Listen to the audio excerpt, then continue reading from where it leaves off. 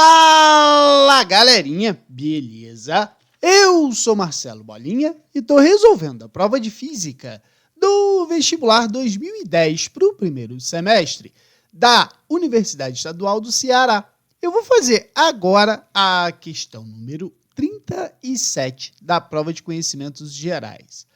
A questão diz assim: a diferença de fase entre os movimentos harmônicos simples de dois pontos que se deslocam com a mesma amplitude e frequência ao longo de linhas perpendiculares entre si e que se cruzam no centro dos seus movimentos Então, essa é uma questão de movimento harmônico simples, onde a gente tem duas partículas e elas vão fazer movimentos perpendiculares entre si. Beleza?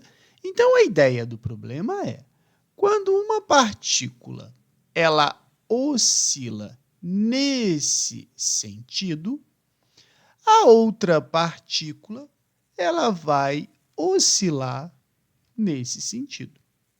E esses movimentos, como ele diz, eles são perpendiculares entre si. Então, o que eu vou fazer? Eu vou pensar o seguinte: imagine-se no eixo do x, eu vou ter a partícula 1, tá? Então, vamos botar aqui, ó. Vamos botar a partícula 1 aqui. Ela vai oscilar nesse sentido. E no eixo do y, eu vou botar a partícula 2, tá? Então, elas vão ficar oscilando assim. Agora, como a gente sabe, o movimento harmônico ele tem a sua equação para o espaço, para a velocidade e para a aceleração. No nosso caso aqui, como ele está falando simplesmente de deslocamento, porque ele quer saber a sua amplitude e frequência, a gente pode dizer, que, como a gente está falando em deslocamento, ele também disse aqui, que tem deslocamento, a gente pode dizer que em algum momento desse movimento, eles vão se encontrar. E é óbvio a gente vê que eles sempre vão se encontrar aqui na origem dos movimentos. Então, o que eu vou fazer? Eu vou montar uma equação dos espaços para a partícula que está no eixo x e para a partícula que está no eixo y.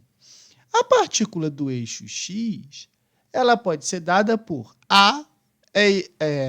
x é igual a amplitude vezes cosseno de ômega-t mais φ inicial. E para o y, eu posso ter A vezes cosseno de ômega-t mais θ inicial. Tá? Bom, o que a gente agora tem que supor? A gente pode supor o seguinte: imagine o que está acontecendo no eixo x. No eixo x, a partícula y ela não vai estar se movendo no eixo x, somente a partícula 1. Então, eu posso dizer o seguinte: x ele não é igual a A cosseno de ômega-t mais φ0.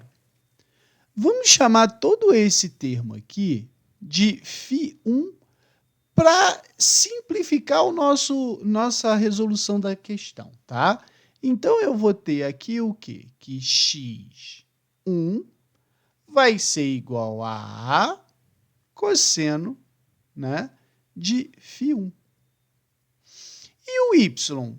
O y não é igual a cosseno de ômega-t mais θ inicial? Como no eixo y não está tendo movimento, em relação ao eixo x, eu posso dizer que o meu y1 vai ser igual a zero. Agora, a mesma análise a gente pode fazer para o eixo y. O eixo y, a partícula 2 vai estar se movendo, mas a partícula 1 não vai estar se movendo no eixo y.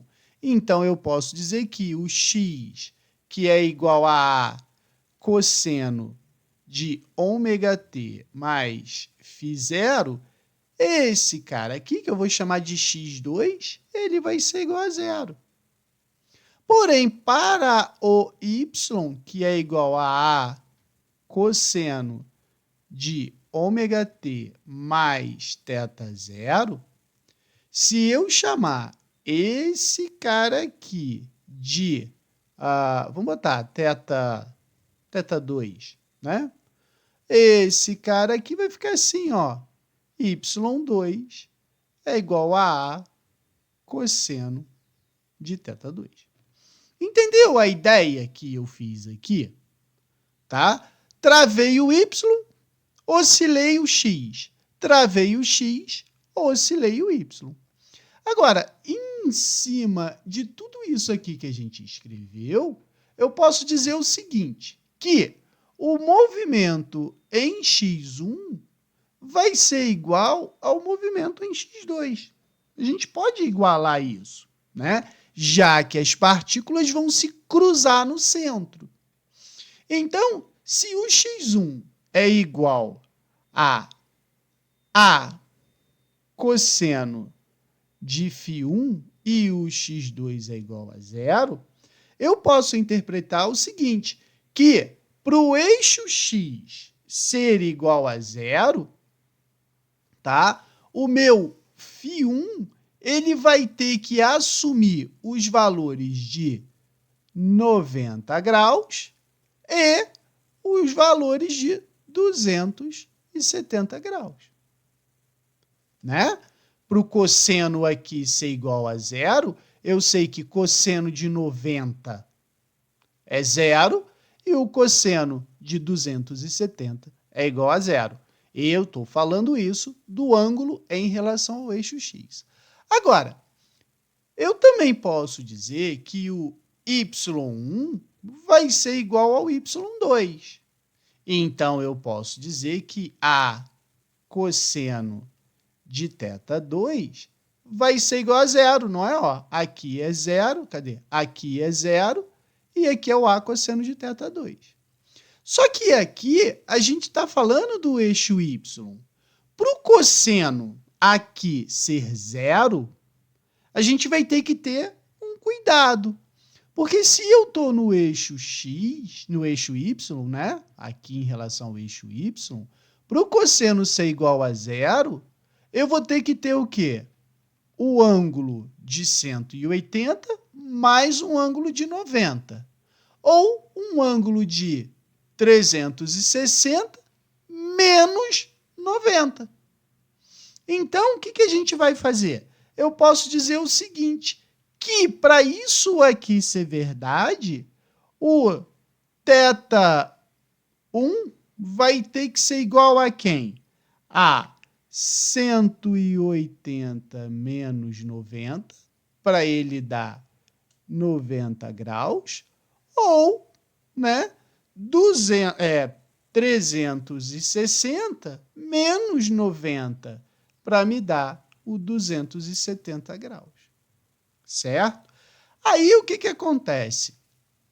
Para a gente ter isso aí como verdade, a gente vai ter que ter o seguinte, ou θ igual a 180 graus, ou θ igual a 360 graus. Essas duas possibilidades que a gente vai ter.